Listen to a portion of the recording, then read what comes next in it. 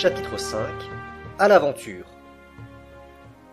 Le voyage de l'Abraham Lincoln pendant quelque temps ne fut marqué par aucun incident. Cependant, une circonstance se présenta qui mit en relief la merveilleuse habileté de Ned Land et montra quelle confiance on devait avoir en lui. Au large des Malouines, le 30 juin, la frégate communiqua avec des baleiniers américains et nous apprîmes qu'ils n'avaient eu aucune connaissance du narval.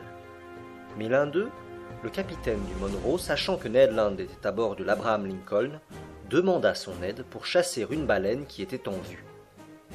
Le commandant Farragut, désireux de voir Ned Land à l'œuvre, l'autorisa à se rendre à bord du Monroe. Et le hasard servit si bien notre Canadien qu'au lieu d'une baleine, il en harponna 2, d'un coup double, frappant l'une droit au cœur et s'emparant de l'autre après une poursuite de quelques minutes.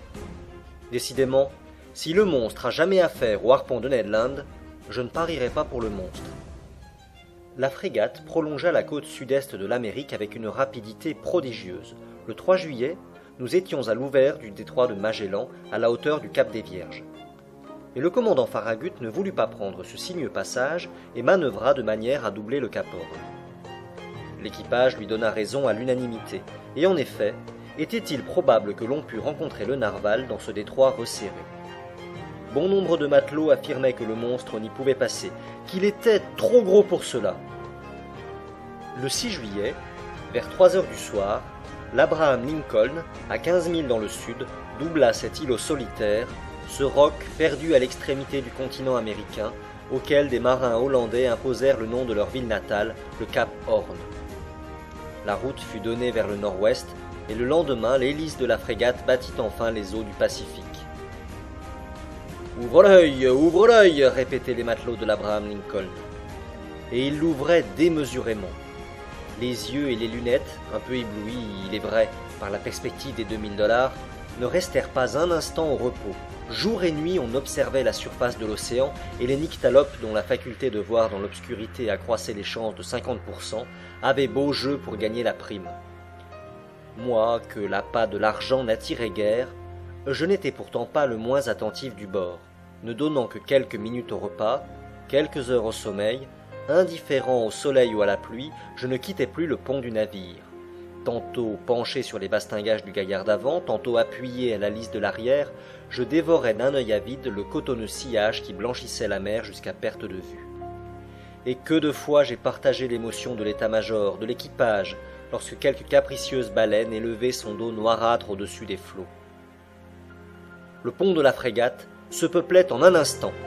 Les capots vomissaient un torrent de matelots et d'officiers. Chacun, la poitrine haletante, l'œil trouble, observait la marche du cétacé. Je regardais à en user ma rétine, à en devenir aveugle, tandis que Conseil, toujours flegmatique, me répétait d'un ton calme « Si monsieur voulait avoir la bonté de moins écarquiller les yeux, monsieur verrait bien davantage. » Mais, vaine émotion, l'Abraham Lincoln modifiait sa route, courait sur l'animal signalé, simple baleine ou cachalot vulgaire qui disparaissait bientôt au milieu d'un concert d'imprécations. Cependant, le temps restait favorable. Le voyage s'accomplissait dans les meilleures conditions. C'était alors la mauvaise saison australe, car le juillet de cette zone correspond à notre janvier d'Europe. Mais la mer se maintenait belle, et se laissait facilement observer dans un vaste périmètre. Ned Land montrait toujours la plus tenace incrédulité. Il affectait même de ne point examiner la surface des flots en dehors de son temps de bordée, du moins quand aucune baleine n'était en vue. Et pourtant sa merveilleuse puissance de vision aurait rendu de grands services. Mais 8 heures sur 12, cet entêté Canadien lisait ou dormait dans sa cabine. 100 fois, je lui reprochais son indifférence. « Bah, répondait-il, il n'y a rien, monsieur Aronnax. Et, eût-il eu quelque animal, quelle chance avons-nous de l'apercevoir? Est-ce que nous ne courons pas à l'aventure? On a revu, dit-on, cette bête introuvable dans les hautes mers du Pacifique. Je veux bien l'admettre. Mais 2 mois déjà se sont écoulés depuis cette rencontre, et à s'en rapporter au tempérament de votre narval, il n'aime point à moisir longtemps dans les mêmes parages. Il est doué d'une prodigieuse facilité de déplacement. Or, vous le savez mieux que moi, monsieur le professeur, la nature ne fait rien à contresens, et elle ne donnerait pas à un animal lent de sa nature la faculté de se mouvoir rapidement s'il n'avait pas besoin de s'en servir. Donc, Si la bête existe, elle est déjà loin. À cela, je ne savais que répondre. Évidemment, nous marchions en aveugle, mais le moyen de procéder autrement? Aussi, nos chances étaient-elles fort limitées. Cependant, personne ne doutait encore du succès, et pas un matelot du bord n'eût parié contre le narwal et contre sa prochaine apparition. Le 20 juillet, le tropique du Capricorne fut coupé par 105 degrés de longitude, et le 27 du même mois, nous franchissions l'équateur sur le 110e méridien. Ce relèvement fait, la frégate prit une direction plus décidée vers l'ouest et s'engagea dans les mers centrales du Pacifique. Le commandant Farragut pensait avec raison qu'il valait mieux fréquenter les eaux profondes et s'éloigner des continents ou des îles dont l'animal avait toujours paru éviter l'approche. Sans doute parce qu'il n'y avait pas assez d'eau pour lui, disait le maître d'équipage.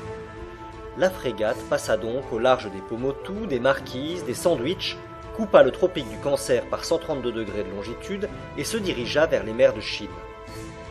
Nous étions enfin sur le théâtre des derniers ébats du monstre. Et pour tout dire, on ne vivait plus à bord. Les cœurs palpitaient effroyablement et se préparaient pour l'avenir d'incurables anévrismes. L'équipage entier subissait une surexcitation nerveuse dont je ne saurais donner l'idée. On ne mangeait pas, on ne dormait plus. 20 fois par jour, une erreur d'appréciation, une illusion d'optique de quelques matelots perchés sur les barres causaient d'intolérables douleurs, et ces émotions 20 fois répétées nous maintenaient dans un état d'éréthisme trop violent pour ne pas amener une réaction prochaine. Et en effet, la réaction ne tarda pas à se produire. Pendant 3 mois dont chaque jour durait un siècle, l'Abraham Lincoln sillonna toutes les mers septentrionales du Pacifique, courant aux baleines signalées, faisant de brusques écarts de route, virant subitement d'un bord sur l'autre, s'arrêtant soudain, forçant ou renversant sa vapeur, coup sur coup, au risque de déniveler sa machine, et il ne laissa pas un point inexploré des rivages du Japon à la côte américaine. Et rien que l'immensité des flots déserts, rien qui ressemblât à un narwal gigantesque, ni à un îlot sous-marin, ni à une épave de naufrage, ni à un écueil fuyant, ni à quoi que ce fût de surnaturel. La réaction se fit donc. Le découragement s'empara d'abord des esprits et ouvrit une brèche à l'incrédulité. Un nouveau sentiment se produisit à bord, qui se composait de 3 dixièmes de honte contre 7 dixièmes de fureur. On était tout bête de s'être laissé prendre à une chimère, mais encore plus furieux. Les montagnes d'arguments entassés depuis un an s'écroulèrent à la fois, et chacun ne songea plus qu'à se rattraper, aux heures de repas ou au sommeil, du temps qu'il avait si sottement sacrifié. Avec la mobilité naturelle à l'esprit humain d'un excès, on se jeta dans un autre. Les plus chauds partisans de l'entreprise devinrent fatalement ses plus ardents détracteurs. La réaction monta des fonds du navire, du poste des soutiers jusqu'au carré de l'état-major, et certainement, sans un entêtement très particulier du commandant Farragut, la frégate eut définitivement remis le cap au sud. Cependant, cette recherche inutile ne pouvait se prolonger plus longtemps. L'Abraham Lincoln n'avait rien à se reprocher, ayant tout fait pour réussir. Jamais équipage d'un bâtiment de la marine américaine ne montra plus de patience et plus de zèle. Son insuccès ne saurait lui être imputé, il ne restait plus qu'à revenir. Une représentation dans ce sens fut faite au commandant. Le commandant tint bon. Les matelots ne cachèrent point leur mécontentement, et le service en souffrit. Je ne veux pas dire qu'il y eut révolte à bord. Mais après une raisonnable période d'obstination, le commandant Farragut, comme autrefois Colomb, demanda 3 jours de patience. Si dans le délai de 3 jours, le monstre n'avait pas paru, l'homme de barre donnerait 3 tours de roue et l'Abraham Lincoln ferait route vers les mers européennes. Cette promesse fut faite le 2 novembre. Elle eut tout d'abord pour résultat de ranimer les défaillances de l'équipage. L'océan fut observé avec une nouvelle attention. Chacun voulait lui jeter ce dernier coup d'œil dans lequel se résume tout le souvenir. Les lunettes fonctionnèrent avec une activité fiévreuse. C'était un suprême défi porté au narwal géant, et celui-ci ne pouvait raisonnablement se dispenser de répondre à cette sommation à comparaître. 2 jours se passèrent. L'Abraham Lincoln se tenait sous petite vapeur. On employait 1000 moyens pour éveiller l'attention ou stimuler l'apathie de l'animal, au cas où il se fût rencontré dans ces parages. D'énormes quartiers de lard furent mis à la traîne, pour la plus grande joie des requins, je dois le dire.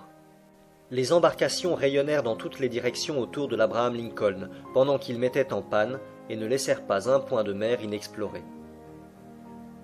Mais le soir du 4 novembre arriva sans que se fût dévoilé ce mystère sous-marin. Le lendemain, 5 novembre, à midi, expirait le délai de rigueur. Après le point, le commandant Farragut, fidèle à sa promesse, devait donner la route au sud-est et abandonner définitivement les régions septentrionales du Pacifique. La frégate se trouvait alors par 31° 15' de latitude nord et par 136° 42' de longitude est. Les terres du Japon nous restaient à moins de 200 milles sous le vent. La nuit approchait. On venait de piquer 8 heures. De gros nuages voilaient le disque de la lune, alors dans son premier quartier. La mer ondulait paisiblement sous l'étrave de la frégate. En ce moment, j'étais appuyé à l'avant sur le bastingage de tribord. Conseil, posté près de moi, regardait devant lui. L'équipage, juché dans les haubans, examinait l'horizon qui se rétrécissait et s'obscurcissait peu à peu. Les officiers, armés de leurs lorgnettes de nuit, fouillaient l'obscurité croissante. Parfois le sombre océan étincelait sous un rayon que la lune dardait entre la frange de 2 nuages. Puis, toute trace lumineuse s'évanouissait dans les ténèbres. En observant Conseil, je constatais que ce brave garçon subissait tant soit peu l'influence générale.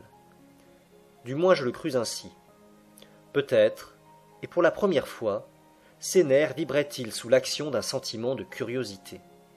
« Allons, Conseil, lui dis-je, voilà une dernière occasion d'empocher 2000 $. Que monsieur me permette de le lui dire, répondit Conseil. Je n'ai jamais compté sur cette prime. Et le gouvernement de l'Union pouvait promettre 100 000 $, il n'en aurait pas été plus pauvre. Tu as raison, Conseil. C'est une sotte affaire après tout, et dans laquelle nous nous sommes lancés trop légèrement. Que de temps perdu, que d'émotions inutiles. Depuis 6 mois déjà, nous serions rentrés en France. Dans le petit appartement de monsieur, répliqua Conseil, dans le muséum de monsieur. Et j'aurais déjà classé les fossiles de monsieur. Et le babiroussa de monsieur serait installé dans sa cage du jardin des plantes, et il attirerait tous les curieux de la capitale. Comme tu dis, Conseil. Et sans compter, j'imagine que l'on se moquera de nous.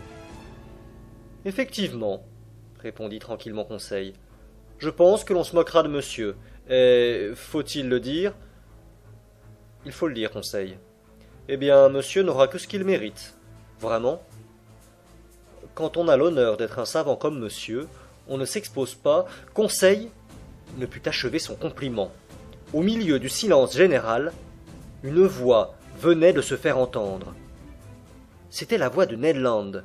Et Ned Land s'écriait « Ohé, la chose en question, sous le vent, par le travers à nous !